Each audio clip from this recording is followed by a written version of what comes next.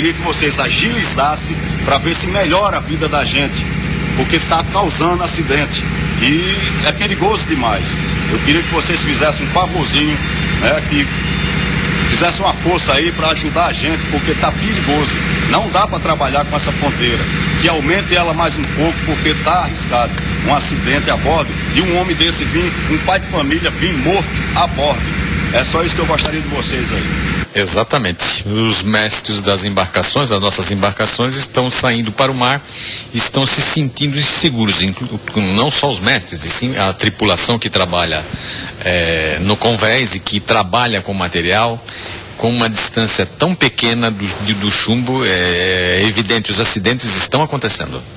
Normalmente esse chumbo ficava a quantos metros? 6, 7 metros? Exatamente, 6, 7 metros era o que eles trabalhavam. Eles regulavam conforme a profundidade, conforme os pesqueiros, conforme o tipo de peixe. Mas hoje em dia, com essa obrigação de 2 metros, está complicado. O pessoal está falando que não, vocês estão querendo pescar mais. Isso não influencia no volume do pescado? Não, exatamente, não influencia em nada, não tem problema algum com relação à pescaria.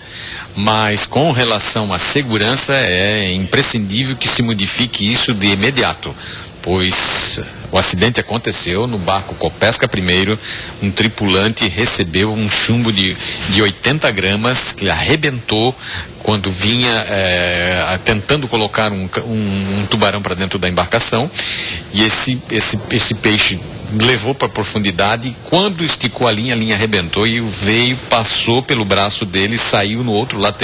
Tivemos muita sorte, não só ele, todos nós tivemos sorte, de que esse chumbo atravessou o barco. Então o barco inclusive teve uma grande hemorragia, o barco teve que vir para a terra, o tripulante foi atendido no pronto-socorro de Rio Grande. Mas se pega em outra parte do corpo, se pega na barriga, no peito do cara ou na cabeça, olha, não sei, eu acho que esse tripulante estava morto. É coisa que se a ponteira tivesse um pouco mais de distância, ele já estaria na mão do pescador, arrebentaria o nalho e o peixe ia embora. Suponhamos que esse nalho que eu estou puxando esteja vindo um peixe. Estou puxando, o distorcedor saiu da água e o anzol está logo ali, muito próximo. Mas aqui é uma simulação e eu não tenho peixe. Se o peixe estivesse no anzol, ele não estaria aqui. Ele estaria mais aberto. Entendeu? O peixe fez uma força lá. O distorcedor não está na minha mão.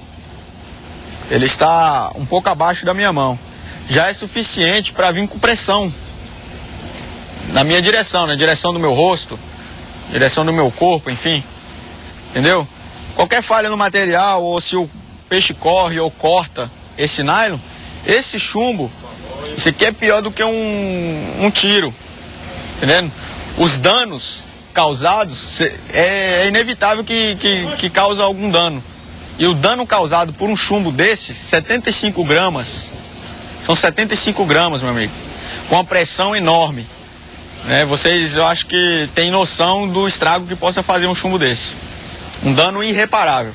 No teu perceber, nas tuas viagens, aumentou o número de acidentes depois que essa normativa está em vigor? Te pergunto isso por quê? Porque existe algumas entidades, o Ministério da Pesca e o Ministério do Meio Ambiente dizem que não tem pesquisa que informe a eles que tenha aumentado o número de acidentes após esse chumbo estar a 2 metros, não a 5, 6, como se usava antigamente. No teu olhar de pescador, aumentou o número de acidentes? Olha, na verdade eu não vou dizer para você que aumentou, mas eu vou dizer para você que a partir do momento que essa norma entrou em vigor, que começou a ter os acidentes.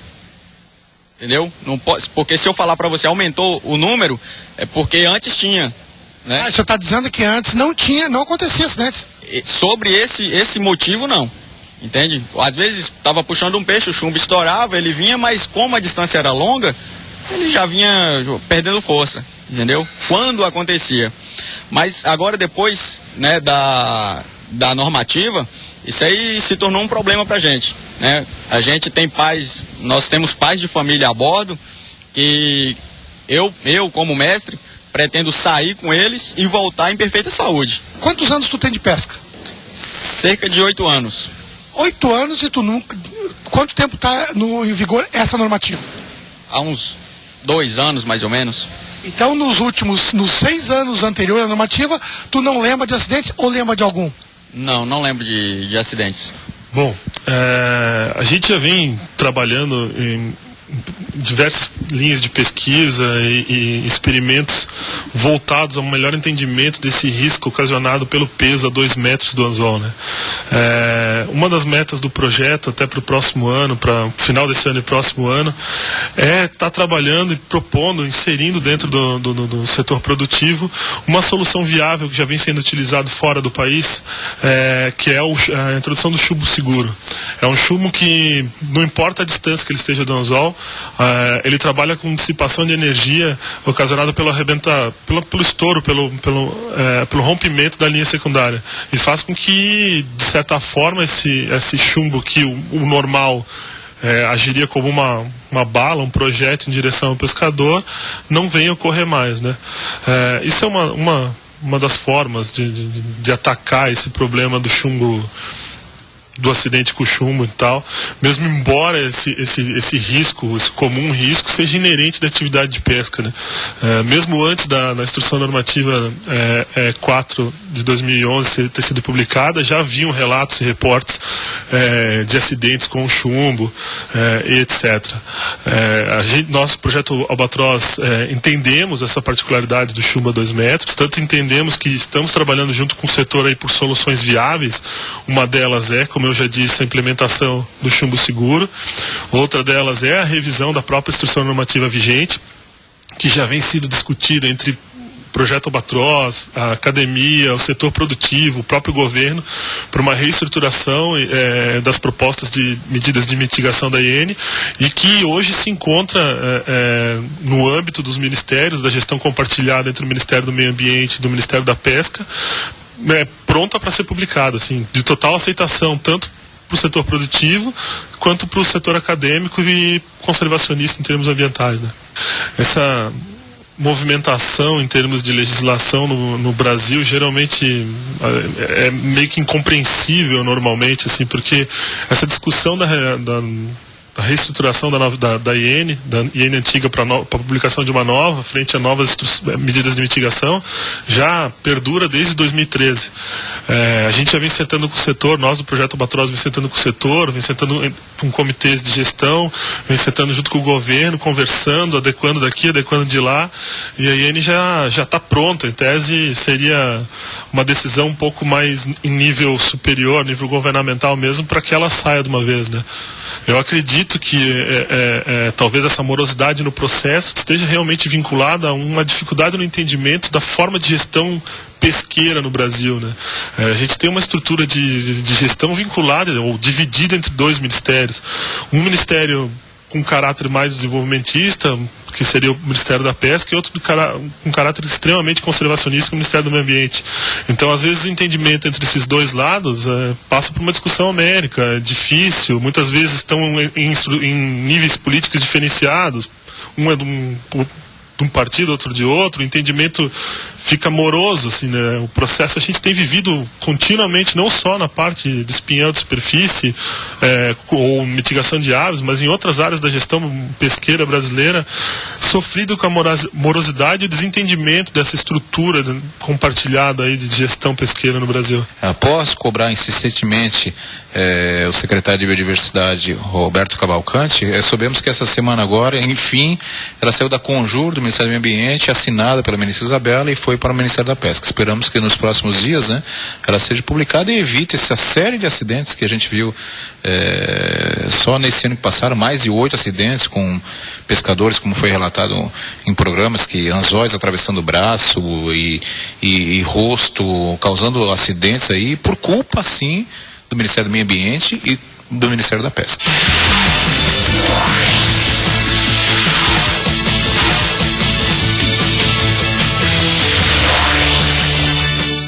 Óleo diesel IN11, o que é que se espera? Gaúcho, volto a frisar a importância, de novo, do Ministério da Pesca, e o programa mais importante do Ministério da Pesca para a pesca industrial, que é a equalização do óleo diesel. A equalização do óleo diesel é importante, os custos operacionais no Brasil são enormes, e o maior peso, com certeza, é o óleo diesel. Então, essa é uma pequena ajuda que o Ministério pode dar. Não podemos competir com o óleo diesel da Argentina, que é 1,20 e, por sinal, é exportado. O estranho de tudo é que é exportado o óleo diesel do Brasil para a Argentina, e lá nós temos um óleo muito mais barato. Competir com é desumano. Frisar, inclusive, que foi um deputado catarinense que fez a lei da equalização do óleo diesel, um deputado, inclusive, que foi pescador, que levou o pleito, esse defendeu ferrenhamente o setor pesqueiro, da lei 9.445, o Edson Andrino, e depois, no tempo, sancionado então pelo presidente Fernando Henrique. É lamentável a publicação da IN 11 pedindo uma série de documentos que já são entregues ao Ministério da Pesca. Já em junho nós alertamos, agosto alertamos, audiência com o secretário executivo, com as secretarias. Existia um chip que onerava sim as embarcações, foi tirado o chip, mas foi pedido uma série de documentos, eu digo uma burocracia na realidade, que chega ao absurdo de pedir comprovante de entrega de mapa de bordo. Os mapas de bordo já são entregues no próprio Ministério da Pesca. Você tem que entregar um rastro da viagem inteira do barco, posição a posição, só para lembrar, todas as embarcações industriais, elas são rastreadas pelo PREPS, Programa de Rastreamento, onde a Marinha do Brasil, o Ministério do Meio Ambiente, o Ministério da Pesca tem acesso, o Ministério da Pesca tem esse controle dentro da CEMOC, e nós temos que imprimir o relatório da história de posições barco a barco que essa secretaria exige. Nós estamos conversando aqui, isso no mínimo é contra o meio ambiente, porque isso dá quantas páginas para serem feitas? Que 2 processos de 2 meses deram quase 9.000 páginas. E o pior, é insustentável que nós tivemos na superintendência, a superintendência não consegue, imagina, protocolar 8.000 páginas. Já é desumano dentro do sindicato. Não vai protocolar, o cara que carimba não vai conseguir carimbar. Quem é que vai ler isso, meu Deus do céu? Carimbar, quem é que vai ler 8.000 páginas? Quem vai ler? É o Ministério? É o ministro? Ou vão colocar mais quantas pessoas para ler? É o secretário que vai ler isso tudo. É o secretário que vai ler, só pode ser. Não tem como, é inviável, é inviável. Só que aí, como nós conversamos no bloco passado, a IN3, a IN10, ainda se brigava, o setor ainda conseguia um respiro de um jeito ou de outro. Agora, sem óleo diesel, é uma pá de cal. É engraçado que o próprio Ministério da Pesca, mês passado, no seu site, ele dá evidência do programa de querer ampliar. Eu acho que essa secretaria, ela quer fazer o contrário. Ela quer destruir o programa tão importante que o Ministério faz, ela quer destruir. Ela faz propaganda de um jeito, mas ela quer destruir. Nós já orientamos várias vezes e nada, e não avança, Gaúcho. Já relatamos programas, a lista está aqui, Então nós temos que entregar o comprovante, o recibo do entrega a bordo, que já é entregue ao Ministério da Pesca, Nós temos que cobrar a posição que o Ministério da Pesca já tem as posições dos barcos. Quando você emite óleo diesel, as notas fiscais são eletrônicas, Gaúcho. Não é mais nota fiscal manual. A nota fiscal é eletrônica. Para você conseguir a sua licença da sua embarcação, ano a ano você tem que enviar toda a série de documentação, comprovar a licença de pesca, comprovar que o barco emitiu sempre os sinais, o certificado de armador. E outra coisa, caso haja qualquer irregularidade na operação da embarcação, é suspenso o óleo diesel. Então a secretaria, será que, como você falou, vão olhar realmente essa papelada? Eu duvido. Então, alega-se que a controladoria pediu essa série de documentação, então eles têm que saber alegar realmente que tal procedimento já é feito.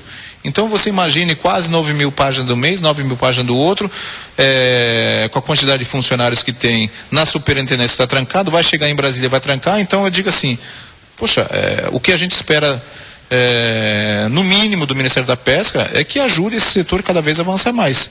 Aí você vê na contramão a propaganda que quer aumentar a equalização do óleo diesel, e a secretaria na realidade está fazendo o inverso. Nós já levantamos, sinto muito criticar o próprio nosso ministério, mas desculpa, acho que o nosso ministro Eduardo Lopes tem que chamar aquela secretaria e realmente fazer que a coisa avance e funcione, né?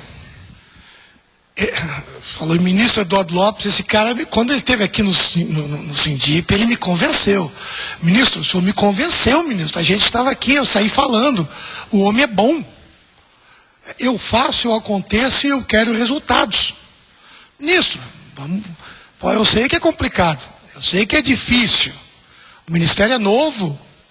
Mas vamos empurrar isso. O óleo diesel é o coração do setor. É o coração. Não tem como, se isso não for resolvido segunda-feira, isso tem que ser resolvido hoje. Senão, a embarcação para. É mais uma norma burra. Daqui um pouquinho vai ter gente dizendo que eu estou faltando com respeito de novo. É burra a norma. É burra, está errado. Ninguém vai ler. Se para cadastrar de maneira eletrônica os pescadores, já começou a dar erro? Já começou não, dá erro. Vai ter que, daqui um pouquinho, vai ter que cadastrar tudo de novo. Agora, o óleo diesel não é brincadeira, gente. Não é brincadeira. Pois é, então, tu veja, né, Gaúcho, se viesse de outro ministério, nós tudo bem, mas dentro do próprio ministério, dentro da própria casa, né? Eu acredito, nós levamos o assunto, eu acredito que o ministro não saiba do assunto, que eu sei que ele vai tomar uma atitude drástica com isso. Mas, infelizmente, a secretaria não tem ajudado nesse ponto, eu acho lamentável, e volto a afirmar, faz propaganda, né, de uma coisa que não é realidade. A dificuldade está aqui, está comprovada, né? Então, todos os barcos, como eu falei, tem rastreamento, né?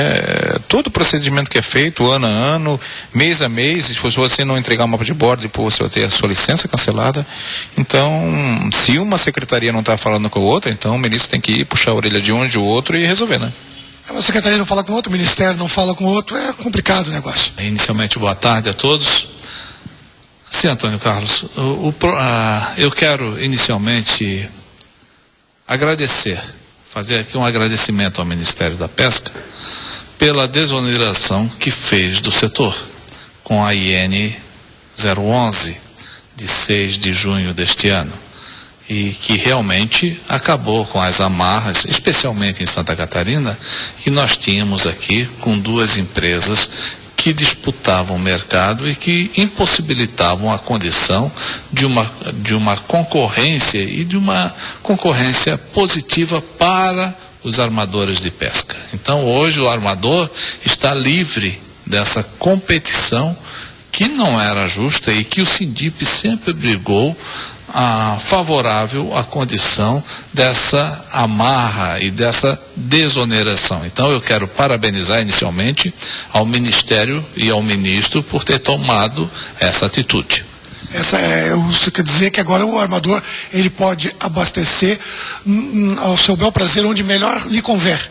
Isso, claro, hoje antigamente, as pessoas que são de Santa Catarina conhecem que tinha dois sistemas, a Conquest e a Nutec. Hoje não existe mais. Então, quem tinha embarcação com a Conquest, hoje pode abastecer numa empresa ou num posto de fornecimento que tinha Nutec e vice-versa. Então, é essa informação que é necessário que se passe a todos os armadores, que infelizmente o Sindip não o fez até hoje. E acredito que também os outros sindicatos no Brasil todo não o fizeram. Então eu quero, só reforçando, parabenizar ao ministro pela atitude, pela coragem de fazer tal situação.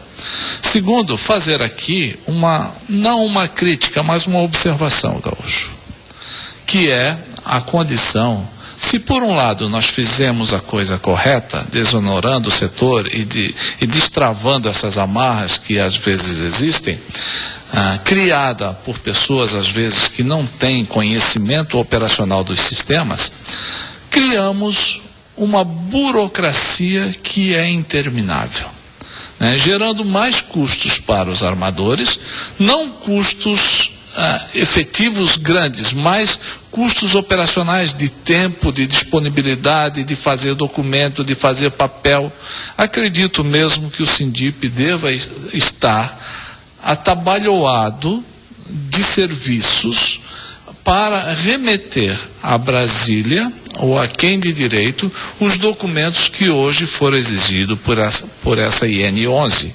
Eu acabo de receber essa semana esse documento que aqui está, referente às exigências estabelecidas pela IN 11. Realmente, e documentos que hoje já estão em poder do Ministério da Pesca. Quer dizer, replicar isso é burocrático, é desumano e é uma coisa que não vai levar a absolutamente nada.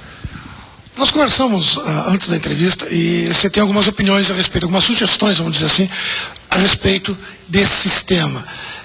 Porque a parte burocrática em papel, as imagens estão aí, é muito papel e ninguém vai ler, como a gente conversou agora há pouco com o Giovanni, ninguém vai ler essa documentação toda porque são 9.000 e poucas folhas. Ninguém tem condições de carimbar, muito menos de ler. A tecnologia está aí, a tecnologia existe. Qual seria a tua sugestão para isso ser resolvido de uma maneira tranquila e lógica, vamos dizer, lógica e tecnológica? Um cartão de banco?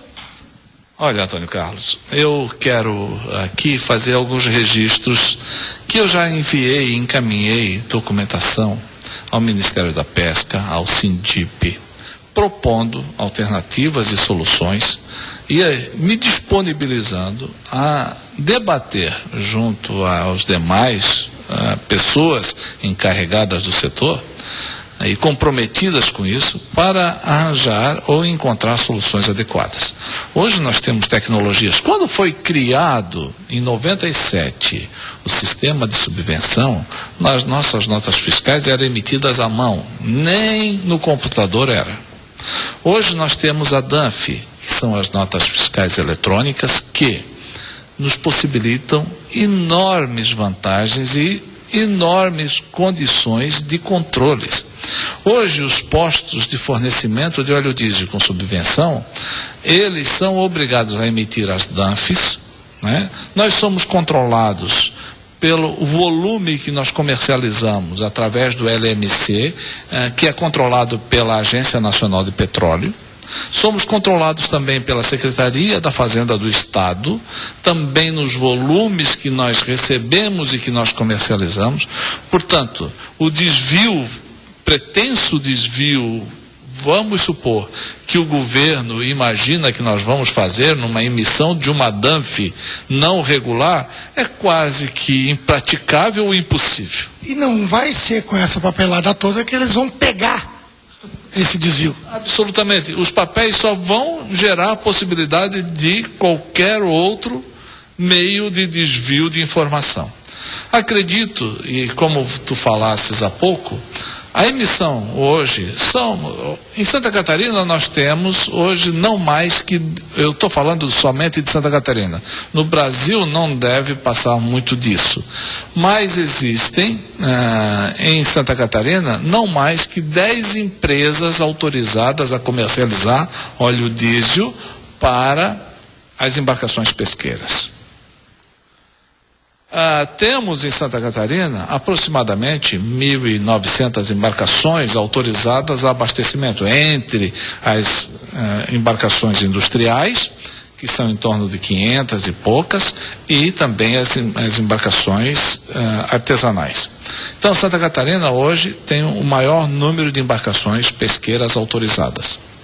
Mas são 1.000 e poucas empresas. Ora, nós poderíamos fazer chamando uma Cielo, o Banco do Brasil, ou qualquer outra instituição. Eu, particularmente, já falei com o Banco do Brasil e com a Cielo, e eles estão propensos a fazer isso quase que a custo zero, né? Dando um cartão, e esse cartão sendo baixado, se esse cartão tem ali um valor de volumes a ser estabelecido, ao passar aqui no posto ou no qualquer fornecedor, automaticamente baixaria em Brasília e já geraria todos os controles necessários e possíveis de se fazer Isso sem toda essa questão burocrática. Acredito mesmo que a CGU ou qualquer outro órgão fiscalizador ficaria muito tranquilo dentro dessas situações, né? Precisamos da DANF? Precisamos, é natural, porque nós também temos os postos revendedores consideram o desconto do ICMS para que a gente obtenha o ressarcimento desse valor que nós concedemos na hora do abastecimento. Nós temos que apresentar isso à Petrobras e junto ao Estado também, que não tem só a questão federal, nós também temos a subvenção estadual. Então, todos esses cuidados são feitos hoje nas embarcações e também nos postos revendedores. Acredito que outras sugestões, eu estou falando essa de uma dos cartões, que é muito hoje praticado, né, no Brasil todo. Hoje nós transferimos dinheiro, Antônio Carlos, hoje nós transferimos somas imensas, né, e quanto maiores, mais são transferidas através do sistema da internet, do sistema operacional bancário, através de sistemas virtuais. Tu imagina o controle de alguns milhares de óleo diesel e de subvenção. Quer dizer, nós estamos atrasados, estamos voltando, dando um passo atrás nessa questão do controle. Eu não acredito que um mapa de bordo ou um rastreamento do PREPS vá efetivamente dar a segurança que o Ministério da Pesca deseja. Também tenho conhecimento que em outros estados não havia registro e controle algum. No Pará, o CTF não quer mais, que o CTF, que era o sistema operacional da Petrobras, não quer mais operar os controles, e acredito mesmo que não tenha feito. A última vez que eu conversei com o pessoal do Pará, o CTF estava saindo, não estava mais operando.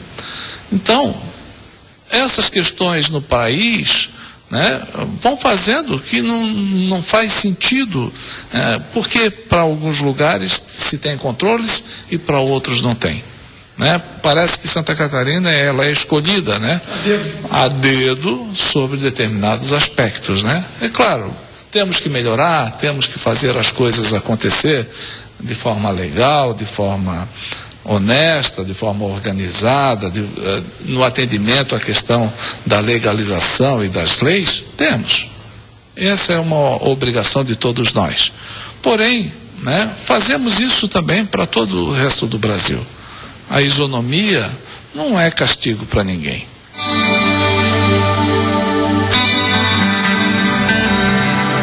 Senhor, como teus apóstolos, eu também sou pescador.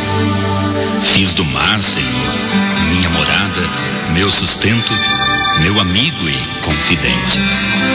Te agradeço pela vida que tenho, mulher, filhos, companheiros de pesca e meu barco.